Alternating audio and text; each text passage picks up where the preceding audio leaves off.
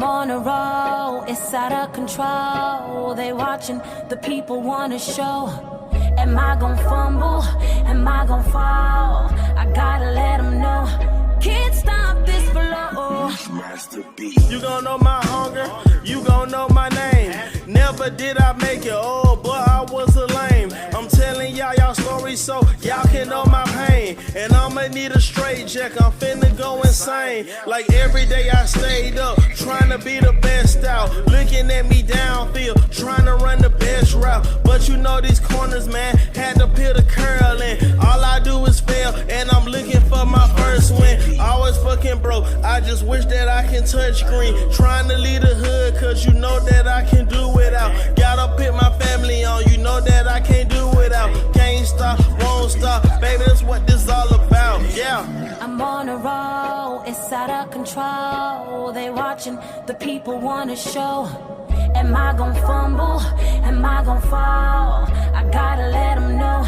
Can't stop this flow. Can't stop this flow.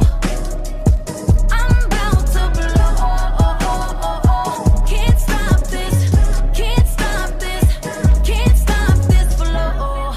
No, no, no, no, no, no, no, no, no, no, no, no. Can't stop this flow. Can't stop, won't stop, gotta keep going. These niggas sleeping on me, so let them keep snoring. The best rap alive, and I gotta keep flowing. I'm pulling up like step, man, I gotta keep scoring. And losing not an option, I learned to be a better me. Best rap alive, and y'all others just a letter B. You trying to ride my wave, and these niggas trying to copy me. Wanted that alive, then you know these rappers dead to me. Second place, nigga, that's the best that they can ever be. Can't stop, won't stop, boy, you know I'm the recipe. Running the game for too long, think that I can give it up. Told y'all what a life I'm living, you know I had to live it up, yeah.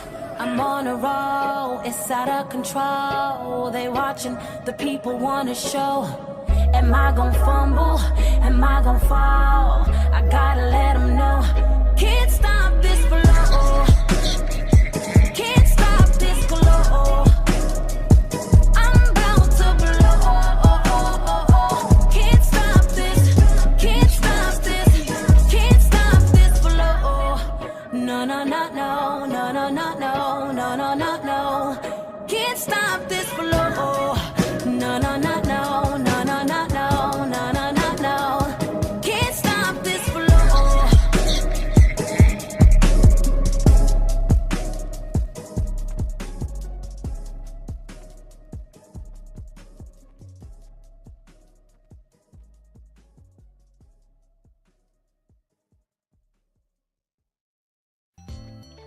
What is going on, guys, man? Welcome to Tuesday, the Nashville Cavemen show. And I am back from the dead. Man, this is like a long 2 weeks, man. A long 2 weeks. For those that just don't know, y'all missed last week's show. We had to cancel it. What I ended up doing, man, y'all, you know I'm diabetic. And so my daughter, my oldest one, she works at Starbucks. And I pick her up from work, you know, not Starbucks, but Dunkin' Donuts. Now, y'all know Dunkin' Donuts, man, got that super sweet ass coffee. And every time I pick her up, she had one of them big old 16-ounce coffees waiting for her. And you know, man, you know, I'm a coffee drinker. Usually I drink mushroom coffee, but Dunkin' Donuts, man, love their coffee. It's just too sweet. And having it 4 or 5 days in a row, basically, man, spiked my sugar up to like 400. So Monday rolls around and I'm losing my appetite, right? I don't have no appetite Monday. I eat, but I don't eat like my normal, intake. Tuesday come around, I'm eating even less. Wednesday roll around, I'm not eating at all. Thursday, don't eat at all. Friday, don't eat at all. Every liquid like water, anything that I ingest, come right back out. And I was like, time to go to the ER, man. So I hiked my butt up the ER, and I'm gonna tell y'all, man, ain't gotta tell me twice. I think I'm done with soda and any juices or anything like that. I just take water. I have my mushroom coffee, which I don't put sugar in. But all this artificial sugar, I'm done with. It sucks being in the hospital, y'all. I don't know what's worse. Jail food or hospital food? Because that hospital food, first and foremost, it took you, if you ordered at 6:30, you didn't get it till about 9:30. So it didn't come till about 2.5, 3 hours later. Right? Then when you did get it, the bread, because I'm guessing it sat for so long, most of the time the bread was hard. I ordered a club sandwich, and man, if I would have showed y'all the shit they brought me, I was like, damn, I feel like I'm in commissary, man. I might as well go ahead and get a couple cigarettes for some noodle packs or something for this food. But that hospital food is horrible. I would like to put a poll up. I'm actually going to go to the chat. If any of y'all is on here, and some of y'all done been to both, y'all done been to prison, and y'all done been to the hospital. I would like to know from y'all that been to both, what food is worse? Jail food or hospital food? Because hospital food was horrible. I don't know how they expect to heal anybody from that food. Yeah.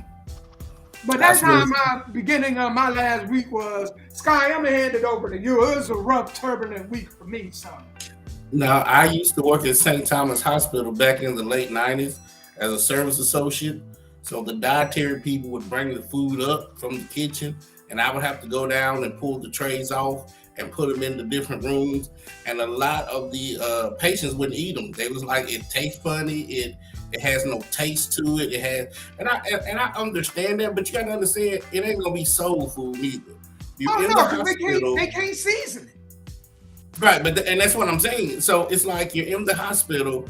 Dietary has to cook for about 3,000 people a day, and they don't know who's allergic to like peanut allergies, who's allergic to this. So all of it to stop a lawsuit is just bland. So that way you can't say, "Well, this food got me sick." So that's why you're tasting basically like you're eating cardboard.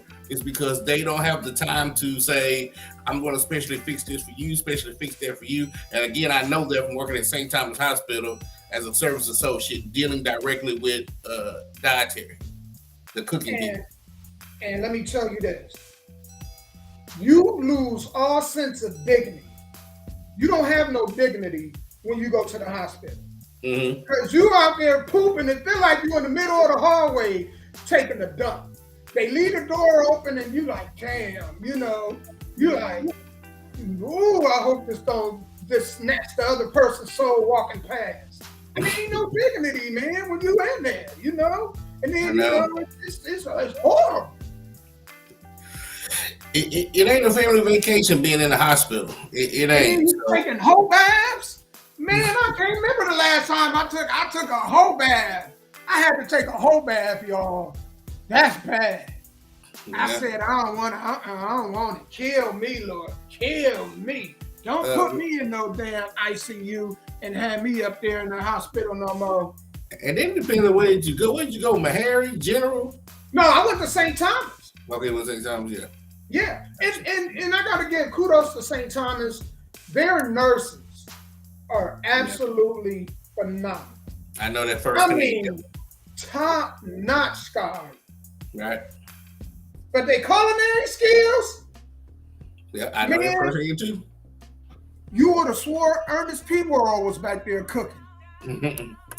Yep, I know that first thing too. Again, I used to work for him. Yep. It was a horrible week. And then my Browns got smashed the way they got smashed. I mean, it was a horrible week. That was a horrible weekend, man. I kept telling you, correct me if I'm wrong. Didn't I keep telling you that I was like, CJ Stroud, man, ain't your typical rookie? I fear this dude. Right. He carved us up, man. I want to halfway agree because watching the whole game, Flacco threw what, 3 interceptions? Man, I seen it coming. And I so seen it coming. you take away those interceptions, maybe we having a different conversation. So I don't know if that's Flacco just not being himself or the Texans defense making it hard on him, because to me that was a toss-up game. It could have went either way. But when Flacco started doing the turnovers, I was like, you're just giving the game to the Texans. Because you see what the Texans did when they get into the next round, right? Oh yeah, but Baltimore, man, beat them down. And you know the crazy part about it? I kept saying, and correct me if I'm wrong, I said that Flacco hadn't proved enough to me. The teams that he beat were sorry teams. Right. He beat the Jets, he beat the Bears, he beat the Texans without Stroud, and he beat the Jaguars, who had lost 5 of their last 6. Correct. So, you know, and he was playing with 4th and 5th string tackles. So, you know, when you get to the playoffs, all the teams are good. And when that pressure got to him, he folded. And that was the difference between him and somebody like Deshaun Watson. Because Deshaun Watson, I feel like what makes him so dynamic is he can improvise. Right. So he can tuck the ball and run. And he can, you know, create some time to get the pass that he want to get. Flacco has to have everything working for him. And we seen what happened when it didn't. That's true. Well, congratulations to the Texans. Hey, Cleveland, y'all getting Deshaun Watson back next year, right? He'll be ready to go. Yeah, thank God. You know I'm ready. I got my coat. I went and got me finally my little Cleveland Browns coat came in, my little hat. I'm ready. I'm ready, buddy. You got them. I mean, the Steelers had a good season this year. Yeah. And Baltimore is just a powerhouse right now. That's going to be a good game. So we'll see. But I picked, even at the beginning of the season, I picked Kansas City to repeat because I didn't think there was just no team that could just stop Patrick Mahomes, man. That is a once in a generational talent, as Shannon Sharp would say. That man, he can do it all, run, pass, read defenses, got a good arm. Even when Kelsey's dropping balls, he doesn't get upset. Okay, I'll come back to you another play. You know what I'm saying? He ain't out there yelling and screaming, and it's like until that clock hits 0 in the fourth quarter, you can never count Kansas City out. Because if you watch the game, they had Kansas City down, and then the next thing you know, Kansas City back-to-back drives, 5 plays, back-to-back drives, 70 yards. They scored 14 points that fast. Yep. And that's going to be a great game. That game next week between them and Baltimore, and you've been saying it the whole time. You have picked Kansas City the whole time, and you know what? Now I agree with you on this. To beat a man, you got to beat the man.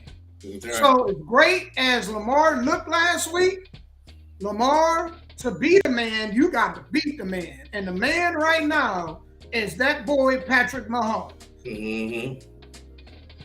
Yeah, and absolutely correct.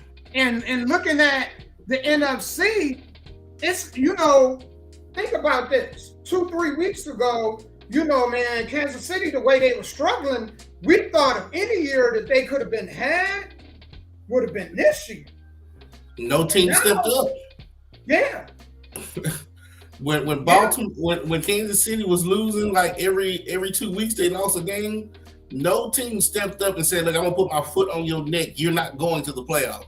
As Kansas City was losing, all these other teams were losing. Like, y'all are just giving Kansas City a chance to pick themselves up by their bootstraps and go into the playoffs. Yeah, because Kansas City, even going in as the number 4 seed, it still ain't slowed their momentum. They're going to their 6th straight AFC championship. Yep. Only person that's done more than that is Tom Brady. He went to like 8 straight or something like that. And that's crazy. Because, man, I don't see Patrick Mahomes slowing down. No. He reminds me of Brady. It don't matter what kind of talent wide receivers you put around him. He make the receivers better than they actually are. That is absolutely true. That because is true. his receivers are trash. Other than Kelsey, them boys are doo-doo. I'm sorry. They got as long as Patrick Mahomes has been a starter, because you know when he came in, I think Alex Smith was the starter his first year.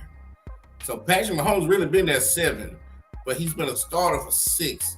And ever since he's been a starter, he's been to the AFC Championship. Can you believe that? And the last 5 has been in Kansas City, or the last 6 has been in Kansas City. I can't remember the stat, but I think the last 5 or 6 has been in Kansas City. That's crazy. So who do you got in the Super Bowl? It sounds like you got Kansas City out there. Yeah, I got Kansas City repeating. I got him repeating, and he do this. They're going to push him to the Tom Brady moon because he will be the poster boy for the NFL.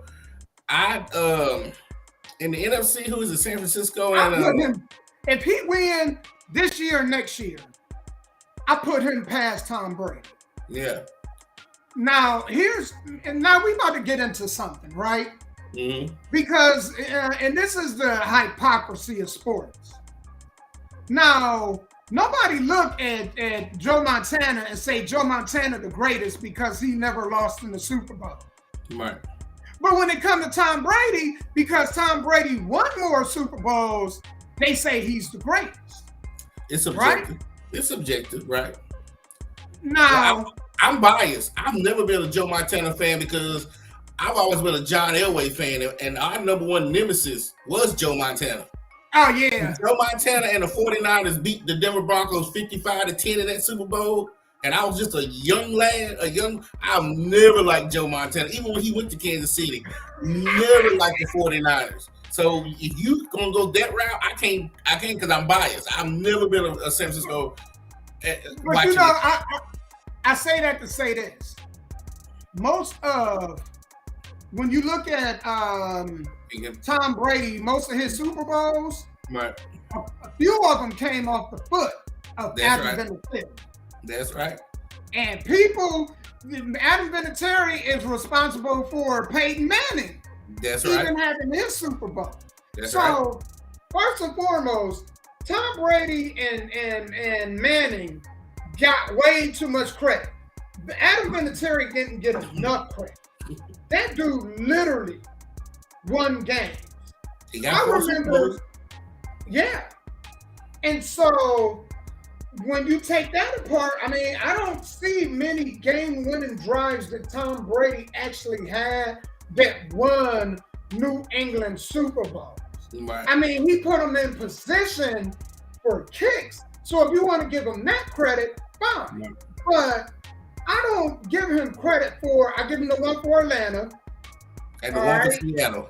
Them the only two I'll do. Seattle. Yeah, that's it. I'm trying to think who else. The last Super Bowl was against the Rams. Yeah, that was Vinatieri. Carolina, I say, was more.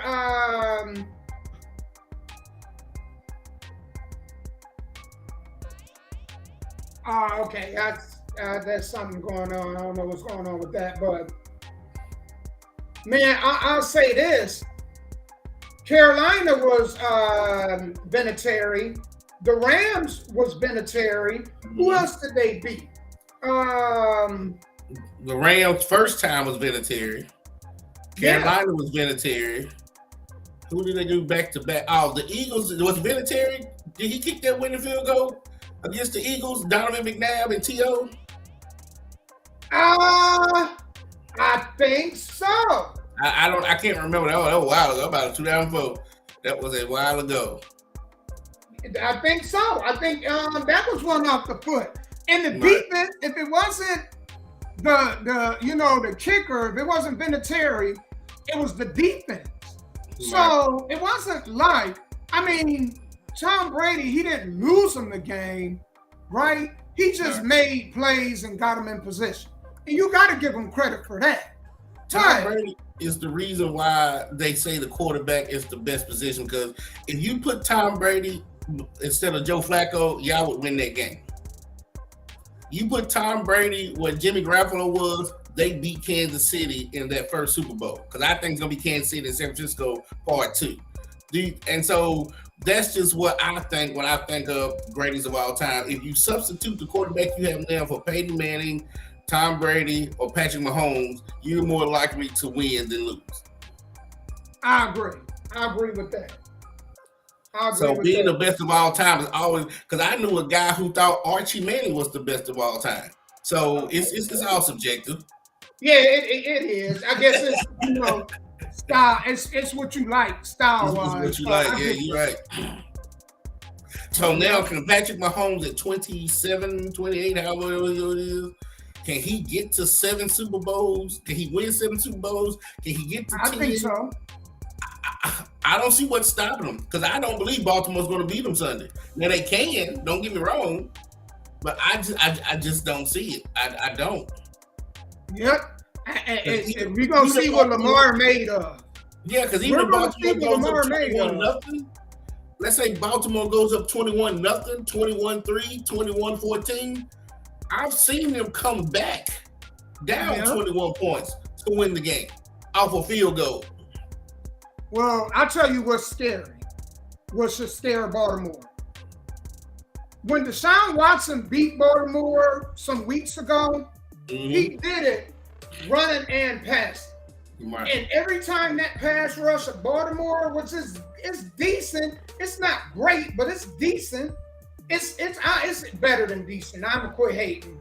It's above average. All right. When they go and they try to apply that to Mahomes is like a magician when he running that ball. And you think you got him down, you think you got him in the grass, and with one arm, he flings that ball and he can go 30, 40 yards. And that's what makes Patrick Mahomes scary. Because he can take something out of nothing and make it and blow the game open. So I understand I agree with exactly what you're saying. Yeah. And one thing about Buffalo, a couple of times that Mahomes ran, what was the spy? You can't go into man coverage, turn your back. Now you can do that if your defensive line, it will contain him. Do you understand what I'm saying? Right. But you can't turn your back and then all of a sudden he takes out running, he's gonna pick up 25 yards. You have to always keep a spy on him. I'm sorry, you gotta take one that middle linebacker and say, hey, I need you to watch him everywhere he goes. If he looks like he's gonna take out running, you go get him. You know what I don't understand? It's like this. If you know that they don't have a Tyreek Hill, you only need to probably put a safety over the top of Travis Kelce. All right? Because you got to double team him. But everybody else, you could have played man to man. So you're right. I don't understand why they didn't have a spy. Whoever came up with that plan, that game plan, that defensive coordinator needs to be fired. He needs to be fired. Because it's not like they had receivers that you had to double team. That's right. And hell, Kelce was dropping balls, so Right. I don't think he's at his tip-top mental game right now. He got other things on his mind. Yeah, and looking on the other side, I would like to talk about the NFC. Yeah, who is San Francisco playing? The Lions. I'm telling you, Lions. Only good thing for the Lions is they made it to the NFC Championship. Next year, their tickets will go up. Their jersey sales will go up. You know what I'm saying? Right. That's what I see. Right. And that's Brock Purdy. It probably been right now. This is the furthest we've ever been, I think. Yeah, thank you. So if Brock Purdy has a bad game, because anybody can have a bad day, I can see him. But if San Francisco's hitting on all cylinders, then I see San Francisco going against Kansas City Part 2. Now, the throws that Jimmy Garoppolo did not make. Huh? You said Part 2. Did they play? Yeah, that's how San Francisco won. Kansas City won their first Super Bowl was against San Francisco when Jimmy Garoppolo was the quarterback for San Francisco. Oh, okay. Yeah. So this time it's going to be Brock Purdy. So the throws that Jimmy G did or did not make in that first Super Bowl against Kansas City, can Brock Purdy do it? Right. And that's what I'm looking for come Super Bowl Sunday. Well, I think the other difference is going to be Christian McCaffrey. Because Christian McCaffrey is a Swiss Army knife. So yes, he is. That him and Deebo Samuels, and they run a lot of. I mean, I like their scheme, man. That's going to be that will make a good Super Bowl. I hope it's not Baltimore and San Francisco. I've seen that beat down the first like a couple weeks ago. I don't want to see that again, man. So. Hey, I they really want good ratings, so I don't know what two teams are going to bring them the good ratings. But if it's Detroit versus Baltimore in the Super Bowl, they can't sell it like they want to sell to the advertisers. They want you to pay $3-4 million for a 30-second slot. That ain't including the production of putting the commercial together. That's just the slot to put it in.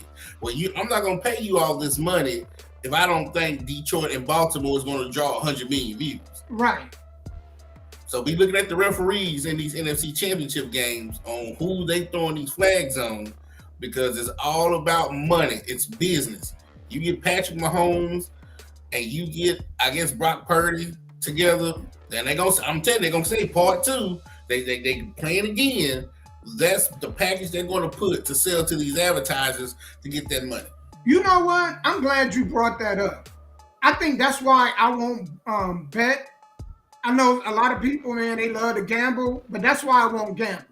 Because I think that the NFL in Vegas and the NBA, I've seen too many questionable calls that's like, okay, man, I understand a mistake, but bruh, I mean, man, you had to be Sammy Davis and Ray Charles to miss that call.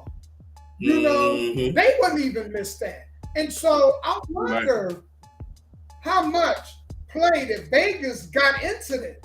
As far as, man, what calls and how much of a role they gonna play. Right. Well, have you ever looked at the back of an NFL ticket? It says two things that a lot of people don't pay attention to. Just read it. It says this is for entertainment purposes only, right? Who else says that? The WWE. You look at a WWE ticket, it says for entertainment purposes only. You look at an NFL ticket at the bottom in the little small words, for entertainment purposes only. I've never been to an NFL game. And you sell your rights to yourself, right? It tells you the purchase of this ticket gives us the right to use your likeness. So when you see the crowd on TV, they're not paying those folks, because when you bought the ticket, you consented to being on TV. Because normally, if you're on TV, you're supposed to get paid for it. Anytime you're on network TV and they have advertisers like radio, you're supposed to get a piece of that. Like people that go on the Jimmy Fallon show and all that, they get paid to be on there. Vlad TV, they get paid to be on there. But they ain't going to pay 70,000 people, so they put it in the fine print. Yeah. So yes, it's entertainment. So which means if it's more entertainment, it can be more rigged, if that's so to speak. Man, so imagine that Buffalo Bills fan they got. Did you see that? The dude that was crying he's a grown-ass man, but he was crying his little heart out when the Bills lost, man, this past weekend. The real people that shouldn't be crying is those stupid ones out there with no shirts on in that cold-ass air. Ain't no way in That's who needs to be crying. That got to be a double L. First of all, you go out in the freezing cold, it's -30. Your toes is all, blue. Your fingertips blue. And then your team lose. So now you're sad and you're frozen. Sad and frozen. That's correct. Cold world, man. Cold world. Yeah, that's true. Literally. Cold world you're living in. Figuratively, too. You know what I'm saying? It is a cold world that you're living in. That's why I ain't been to no Colts games. Because I'd be damned if I go watch them lose to the Titans and then be outdoors sitting in the freezing cold, having to go home and walk through all them Titans fans, sad and cold. Sad and cold. Hey. But that's some people don't get neither. WWE, NFL, MLB, NHL, it all could be wrestling if you look at it the right way, because there's a lot of conspiracies. But one thing that's not a conspiracy, but go back to what you were saying, gambling. There was only two types of people who could start sports. I mean, the way it is today. there was the government in the 1800s who was broke, and then you had the mafia. Right. So the mafia wanted to have a legal way of gambling without getting thrown in jail. So they created sports. They didn't create sports. The Roman Empire created the sports, but the sports we know of today came from mafia and mob money, right, to create what we know today. Yeah, nobody else had the type of money to do that. Because the sport that they started it off in was boxing.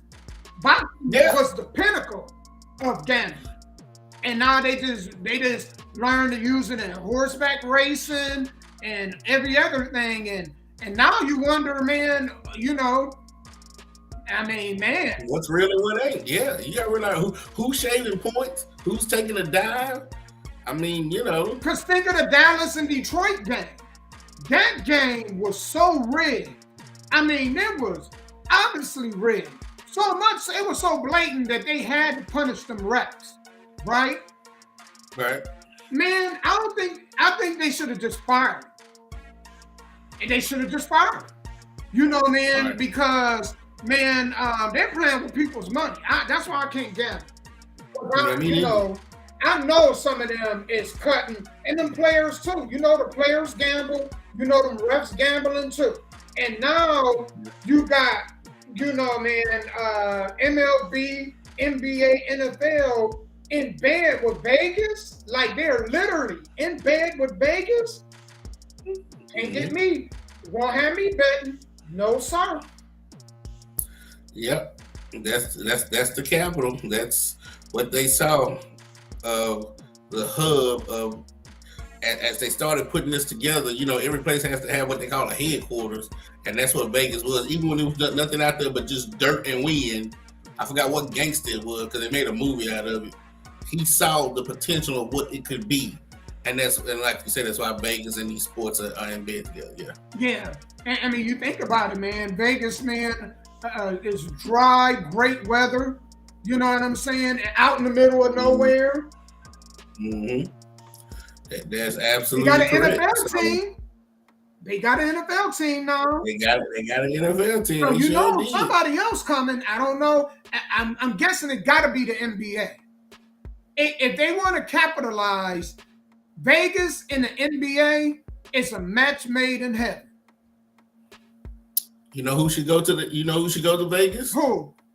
Raptors. They need to leave Canada. I agree. I agree. I don't think we need to have no American sports teams in Canada. I'm sorry, Canada. Y'all, Jack Trudeau, man, he crazy. Y'all politics is crazy, and y'all got different rules that you abide by from here to there. So I agree. Take the NBA. You only got one NBA team there anyway, and who wants to travel from the States to go to Canada to watch a game? That's what a lot of the ball players are talking about. That's why some of them left. I wonder why Tracy McGrady left when he was playing with Vince Carter.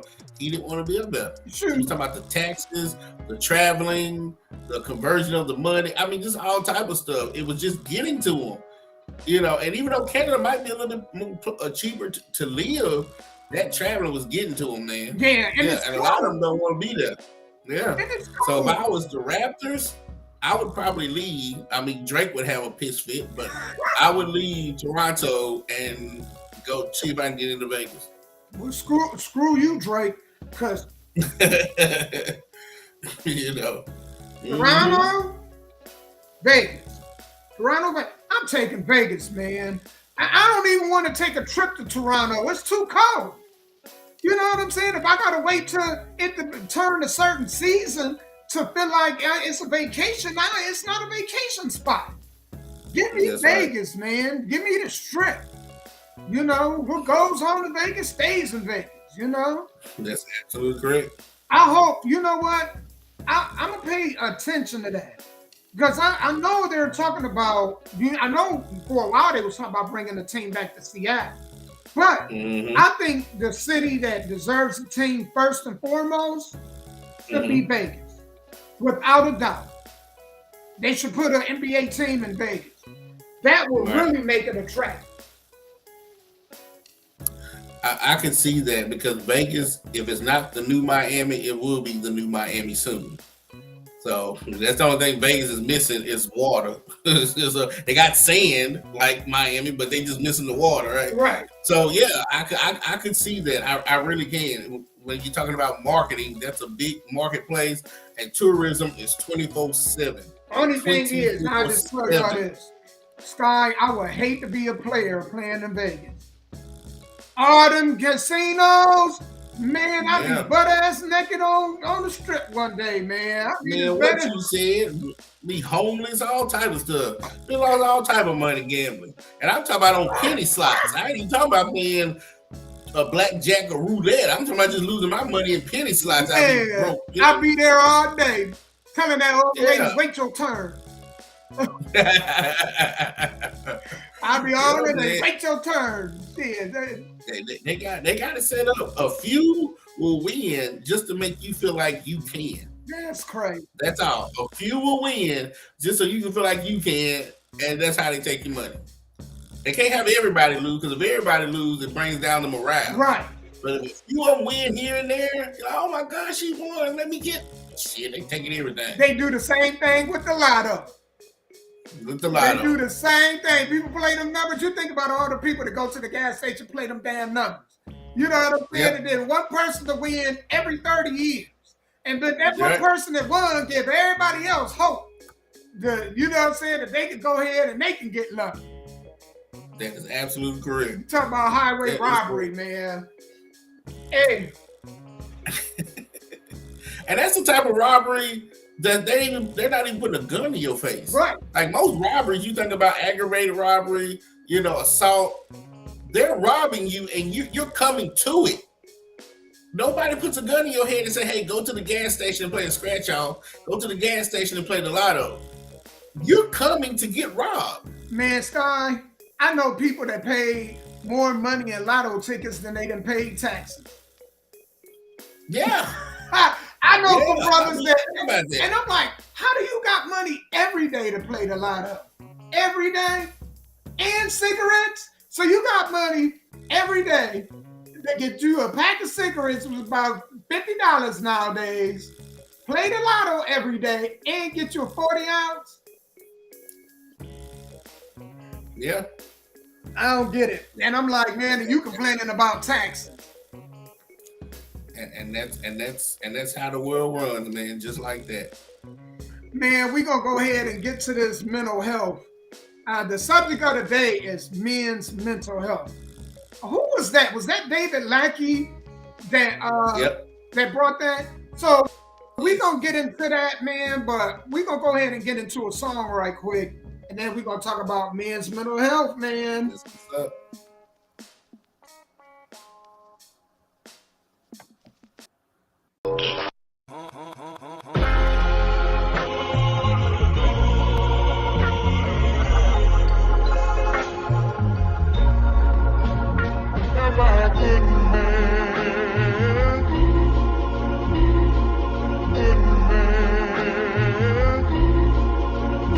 I got blood on my motherfucking hands. How I get it? Trying to be a good man. I walk with the spirits of the slaves who killed in the field. I am them. Hold on, wait.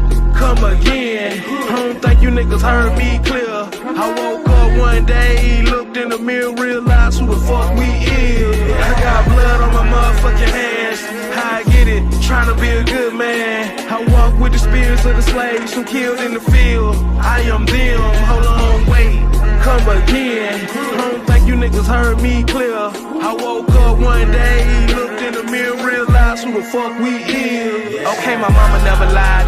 I got too much pride, too big to put to the side. Can't let a nigga play with my fam, I hope they never try. Cause shit, it's 1,000 ways to die. I'm not a bad guy, I just got a bad side. I came up on the bad side. Street lights on, we was outside. I emerged from darkness, the non-ether. Major flavor, leaking through your speaker. Revolutionary, but I'm not the leader. Mr. Self-explanatory, tell me can you keep up? About to put you in a trance like a mind reader. I get lethal with the mic like it's a desert eagle. How did he kicked in the door, but I'm never leaving. I came a long way from robbing blood niggas. A nigga used to like robbing, damn near fell in love with it. I was facing 20 years, now life different. I got a daughter and my paper route legitimate. man. I'm trying to build better men, build benefits. Was down bad, had to crawl out the trenches filthy. I won't stop till my bank account overfilling. Grind hard, go first, stay humble with it. But if a nigga play with my fam, it's 1,000 ways to die. I'ma slide right now, show him no pity. Blood on my motherfucking hands, how I get it, trying to be a good man.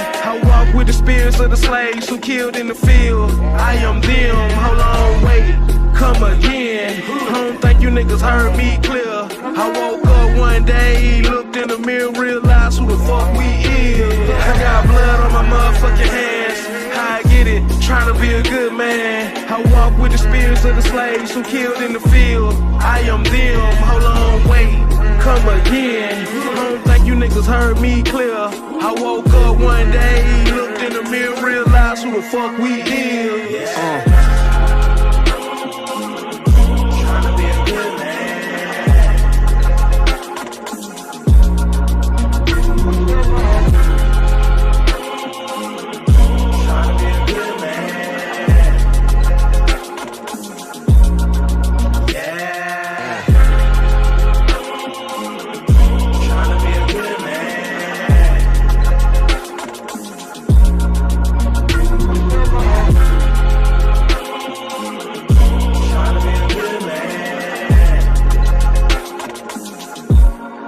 Okay, my mama never lied. I got too much pride.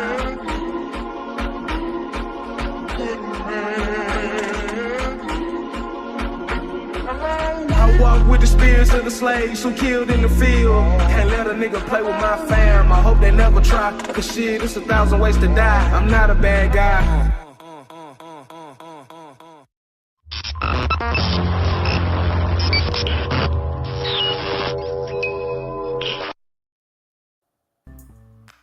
Trying to be a good man. That's it. Man, that's what we're here to talk about, man. David asked a good question. I think this is a good topic, man. He was asking, what do we think about men's mental health and the state of men's mental health? So did you want to go first or did you want me to go first? I can go first. Thank you. Before we get into that, we was talking about gambling, right? So did you ever hear about the referee Tim Donaghy? Donahue, yeah. Yeah. So he came out and admitted a long time ago, but he was also on Vlad TV a couple of months ago talking about how the NBA select who they want to throw fouls on, who they want to move to the next round. So if you watch Vlad TV, he will literally tell you how they, even to this day, how they're still doing these games. So we just want y'all to know that. Oh, yeah. But men's mental health, we just got to talking about it. Gambling, playing scratch-offs, because it's a release, right? Men are not supposed to talk to psychiatrists. Men are not supposed to cry. Men are not supposed to have emotions. Men are supposed to be strong. We ain't supposed to go to the hospital. We break something. Oh, well, I'm a man. I'm good. You know, we cough up blood. I'm all right. I'm a man. So the best way to release and get a good feeling without killing somebody is gambling. And that's why gambling is such a big thing amongst men, because it helps them with their mental health. Right. And that's, you know, not just gambling, but then substance abuse. Like we were saying, man, usually when you go to the gas station, the corner market, and you see a lot of these men, man, they go and get a lot of lotto tickets and they play the lottery. They also, man, going to get a lot of beer and a lot of tobacco too. So, yeah, man, that's two ways that we see on a daily basis that men deal with mental health. It's through substance abuse and through gambling. That's true. Let me ask you a question, because the first time I ever tried a cigarette or a joint or a blunt, I coughed, right? That means the body didn't want it. So that means anytime anybody else tried it, they probably coughed too. And I tell folks, if my body is coughing saying they don't want this, what makes you keep doing it? Because I don't know, you don't drink or smoke, do you, Damo? No, not anymore. Okay. I did though, but not anymore, no. Right. So if somebody is 18 years old and they puff a cigarette or a blunt or something, and you're like, that means don't do it. Right? Their body's like, let it go. Right. Why do people continue to do it? Is it because of mental health? It is mental health. depression. People say they do it because it makes them feel good. If somebody tell you that they're doing something that's harmful to their body, right? Because it makes them feel good, that means they're trying to escape something. So if they're trying to escape something, man, that lets you know right there they're dealing with depression. Now, they won't admit it, but most people, and I'm gonna tell you the thing to let you know that mental health is running rampant right now. Right. Social media.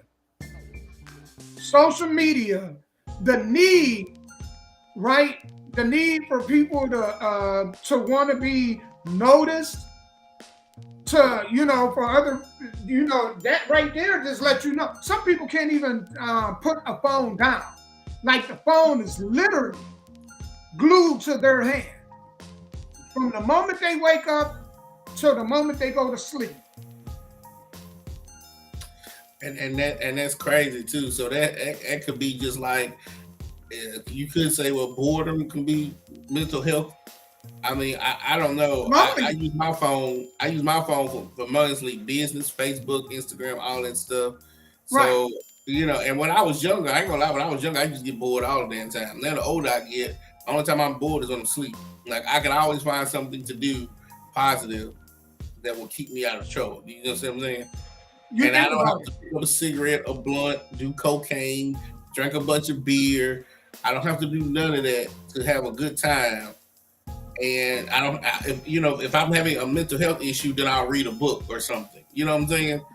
So, and there's nothing wrong with going to counseling neither. So I'm with you. When people are doing things to harm themselves or harming others and can justify it, that's even worse. Usually, man, it is, it is an escape. People looking to escape, and that's it, man. It's like, you still got to deal with the same problems today as you did yesterday. And so alcohol, gambling, none of that stuff ever fixes it anyway. Think about that. So when you come down off this high, you still got to deal with reality, right? So what do? You get high again, and then you come back down, and then you get high again, and then you come back. So reality is going to always win.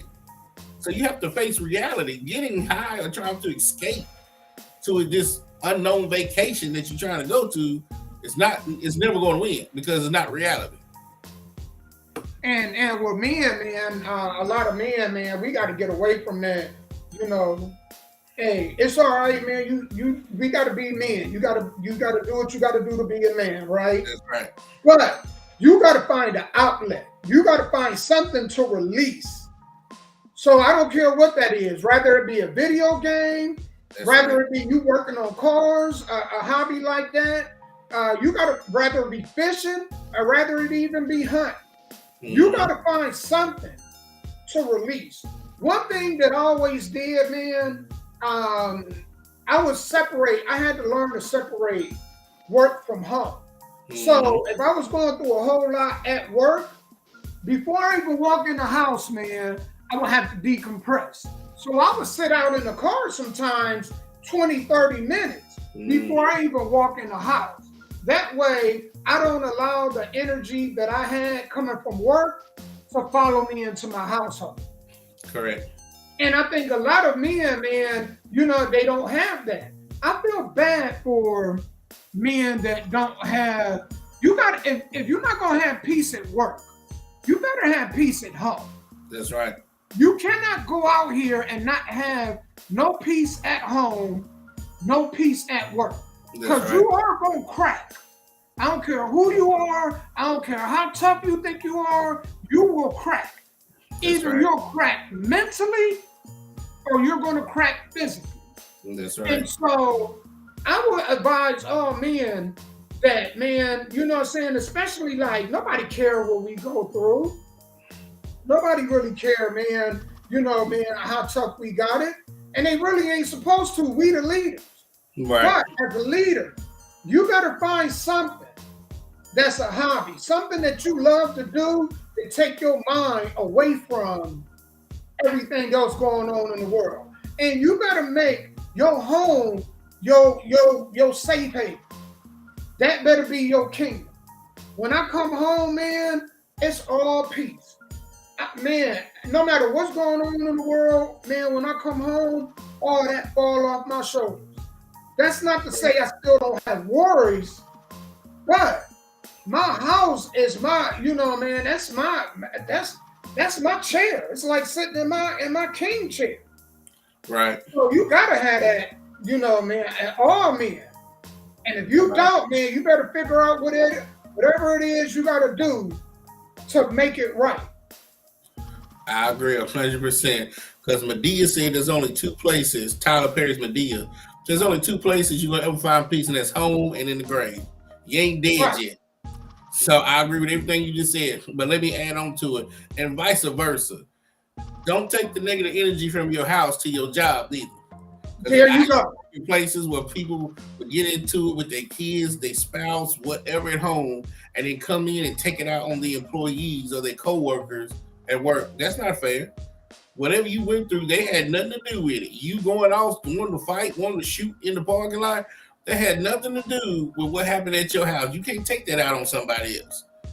So again, you leave your house, sit in your job's parking lot for 20, 30 minutes and decompress before you go in there. Yeah. I couldn't agree more, man. You're absolutely right. And I want to ask you, man, because this is something I do in my household. We haven't done it in probably about 2-3 weeks, but usually what we would do from week to week was we would have a family meeting. Mm-hmm. And in the family meeting, we all talk about our week, what's going on with our week, you know what I'm saying? And we'll talk that out. Have you guys ever done that growing up, or even with your children? I don't know. No, it wasn't like what you said. I mean, if there was issues, we would talk about it, but never just picked a day out of the week like you would do, like a family day. Like Tuesdays was Monopoly and Thursdays was Jengas. No, never like that. No. Man, you know what, fellas, all y'all that lead your household, we got time for everything else. We got time for work. We got time for friends. We got time for all this other BS. Take 30 minutes of your day. You can have a wife, or you can even go and bake something, right? And y'all have a meeting, y'all to sit around and just talk. We used to do that at dinner, but a lot of families aren't traditional families anymore.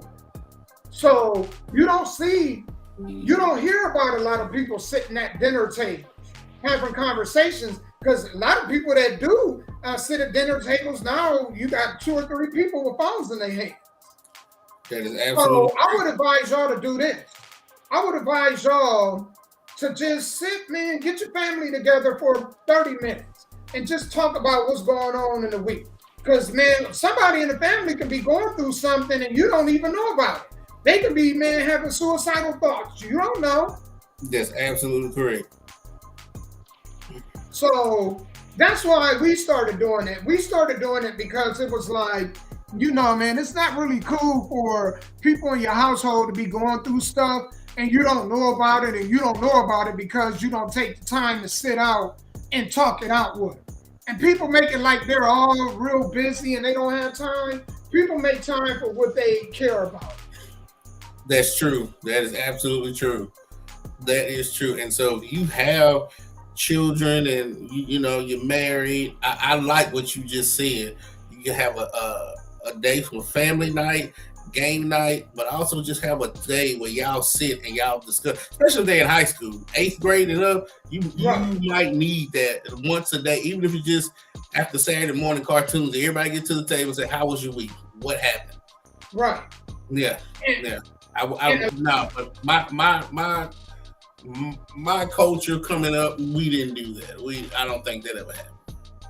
Let me ask you this, Sky. Do you think most men go through the mental issues they have come from more of work, the pressures of work and survival, or more have to do with family and kids? Like a lot of dudes' stresses seem like come from dealing with, man, the mother of their children, you know what I'm saying, and stuff like that. So what do you think has more of an impact? The work You know what? or Good question. And I really can't answer because to me, if you are a slave to your dick, then I can't feel sorry for you. yeah. Now, if you're Nick Cannon and you got 10 kids, you can afford it. But if you ain't, excuse me, Nick Cannon, and you having all these kids outside of wedlock, or even if you have a lot of kids inside of wedlock, you're shooting yourself in the foot. You know, if something happens to you that you can't control, I get it, because shit happens in this world, right? It just happens. Right. But you can't tell me that you got 10 baby mamas and 15 kids and you having mental health issues. What was your mental health issues when you was making these babies? Do you see what I'm saying? Now, Right.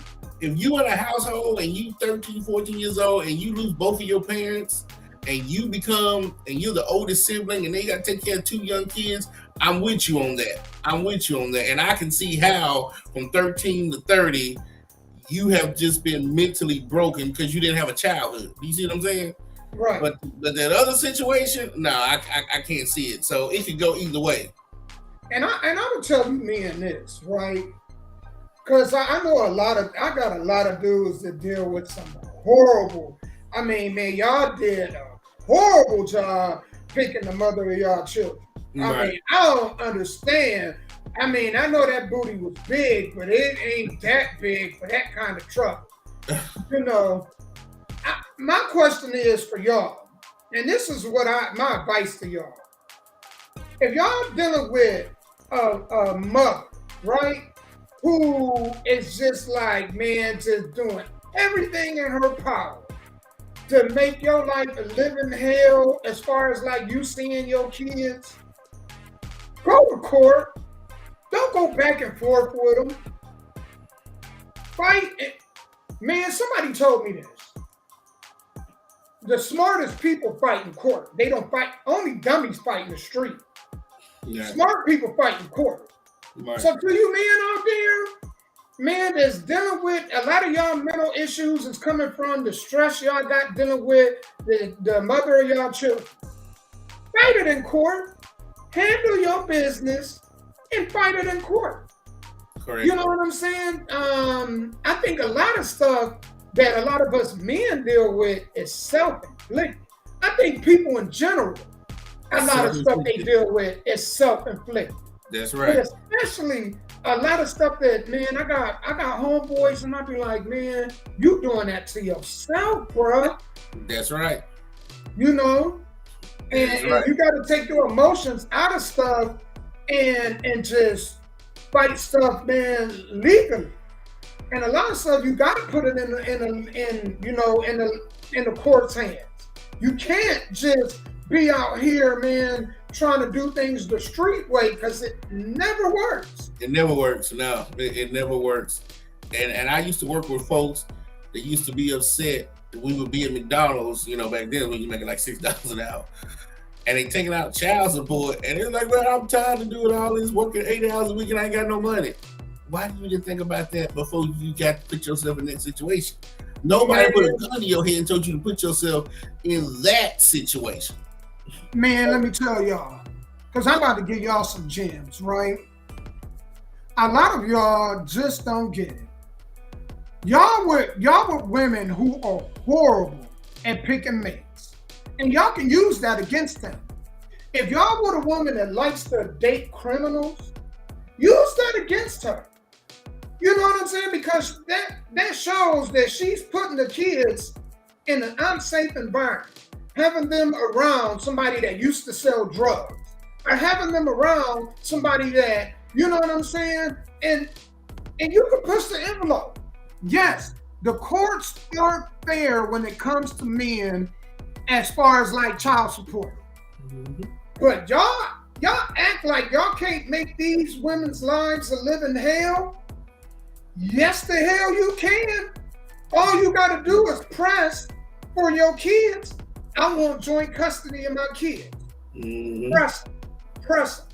To either, you know what I'm saying? Because eventually something gonna break. So, you know, y'all with a woman that's unfit mentally, all you gotta do is just wait for her to fall, she gonna go ahead and deliver you everything you need to take them kids off her hands. And especially if she one of them women that's horrible, and a lot of them are horrible at picking men that they date. They date men that got history of messing with kids and all kind of stuff. When your baby mama, all you gotta do is research the history of her dude. And then show. Look what judge. Look who she has my kids around. How is this a safe environment for my kids? So a lot of things, man, if y'all do things the right way, y'all can overcome a lot of situations that men go through self-inflicted. And so, and that's just a part of the mental health issue is self-infliction. You right, but then there's just people who, like you said, have done things the right way, and life just gets. It just happens, yeah, and stuff gets to you. And where's your outlet? And I think, and I don't like telling lies, but I think there are now programs for men and counseling for men, group sessions now, even if it's just online, for men to have a place to just unwind and relax. You know, going to work, being a husband, being a father, being a brother, being a son, then depending on what you do for a living, you know, I don't know, most people could have these high risk, high stress jobs. So I'm glad that we're catching up with that, because men's mental health is really important, especially if you want him to be the head of the household, because if he crumbles, what happens to the household? It's not even just the household, Sky. What happens to the country? Because if men are the protectors of the country and the society of men fall apart, then who protects society? People think weapons are going to do it. Everybody got weapons. So what happens, man, when the men, us as a society, we crumble? Nice. It's not good. And so, you know, I think like us on this show, on this podcast, I would like for men to come on here, man, and just talk about daily stuff, man, things they dealing with in life, you know? And a lot of stuff, we don't talk things out. Thank God for barbershops. Barbershops is the closest thing to it, but do we really talk stuff out? Nah. Man, we bottle stuff up. But that's what's important to, you know, man, amongst your family to have meetings and you know, that's what we do. Whatever work for y'all, you got to do what work for your household. But I know in my household, that's what we do. Especially when we see it, like when we see somebody going through something, okay, it's time to call a meeting. Let's all talk about, man, what's going on this week. That's right. I agree 100%. I agree. I mean, you know, at the end of the day, we're all human. We all have emotions. We all bleed. We all gonna die. It's just somewhere in society, whether it's scientific or biblical, the man's supposed to be the top dog. And whoever wrote the definition of a man, male, guy, him, he, whatever, never wrote in the mental part of our beings. We're physically strong, spiritually with God. We make the money. We bring home the bacon. The woman cooks it. We nurture the kids. But where is the mental part of it? Right. And you know, as like I told y'all earlier when the show first started off, you know, man, it's not just physical you got to worry about. It's mental also. Right. People focus so much on the physical that if you don't get your mental part, you can break down physically, breaking down mentally. So you really got to have them in par with each other. My hand strength is just as important as my physical strength. That's and absolutely so, you know, right. in this journey, man, I'm still, you know, man, trying to figure things out. But I can tell you those are hand in hand. That's right. So when you go get checkups once a year, like men's supposed to do, it's when you get to the doctor and he's doing a physical, Ask them what do you need to do a mental checkup every year too. Right. You know, because we know when people talk about spiritual, they usually go to church. You know, you know, if you want to talk about money, talk to a financial guy. But who do you talk to about mental health? And so talk to your doctor, and maybe depending on your insurance, maybe your doctor can send you to talk to somebody that your insurance will pay for to help you with that if you feel like that's what it is. Because there's a lot of men out here that is depressed. They sitting by themselves crying at night. They don't know what they're gonna do. They don't know how they're gonna do it. And I'm talking about older men like me who got kids and stuff. You know what I'm saying? Like they don't know. They deal with depression and anxiety and all this stuff, and they need somebody to talk to. And so when you go get your physical once a year, find out if you can do a mental health check once a year, twice a year, whatever you need to do. Or if you got to be on medicine, because that's why they prescribe all this damn medicine too, the big pharma. You know, they describe all these medicines, and I don't think the medicines help, because usually mental health to me is internal. It's something that you're thinking about that you cannot just let go. You know, I don't know about you. I don't know about your very first real relationship. If it didn't work out, is she the one that got away and you just can't get her out of your mind? You know, to me, we all been through that. It's mental health. You can't let it go. Right. And what you can't let go controls you. And what you can let go, you control it. Anything from relationships to money to anything. If you can open up your hand and let it go, you control it. But when you can't let it go, it controls you. And that's when you become a slave to it. That's when you become a slave. That's right. Man, I want to take this time to thank you guys for tuning in, man. It was a rough, crazy 2 weeks. I am so happy to be back. Home, man. You know, and I was tired today. I ain't gonna even lie, but I was like, this show gave me energy. I actually set it up 6 in the morning. I had everything running. I had it running to the point where I was like, all I gotta do is just hit, you know, record and we live. That's right. And so, man, I'm glad to be back. For you guys, man, we back. Vote, man. This is the Women's Award for the So Driven Women Artists of the Year. This is the Men's Award. So if you go on my Facebook page, I got it pinned on there. All you got to do is this. Actually, you could go to our So Driven page, our YouTube page. Right. It's www.youtube.com/the So Driven Media. You see it running across the ticker right there. Go there. Go vote for your favorite artist. We got trophies, and we're starting to put together. We're starting to add to it. At the end of the year, I'm going to add to it. So, we want to get to see who's going to be the So Driven Artist of the Year. If you get a chance, vote for that. Sky, you got some stuff going on tonight too, right? Yeah, the D Bling radio show will be tonight, 7 p.m. to 9 p.m. I think some people have sent me some new music, but you know, I need to get it together. Hopefully I'll be able to get the new music and add it on.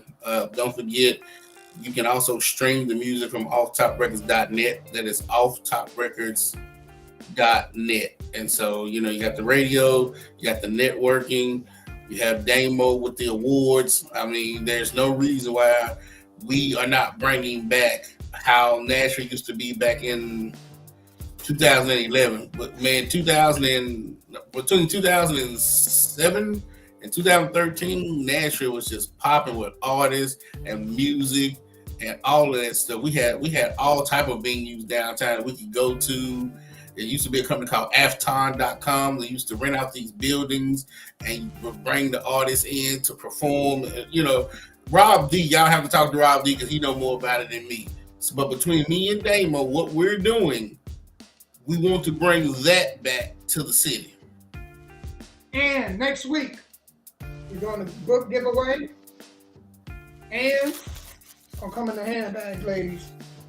So make sure y'all follow us on YouTube.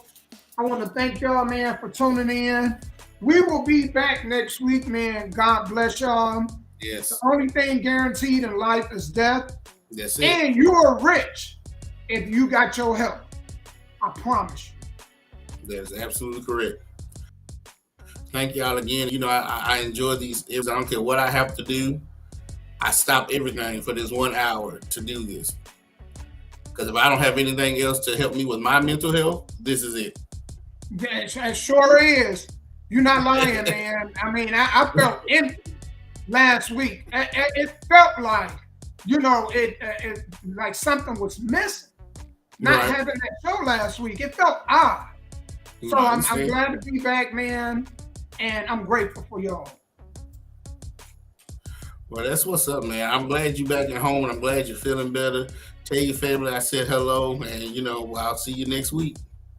Next week, y'all. Hey, make sure y'all tune in tomorrow. Me and Kobe got a show tomorrow at 3 o'clock Central Standard Time. So make sure y'all tune in to that, all right? That's what's up. Peace and love. Peace.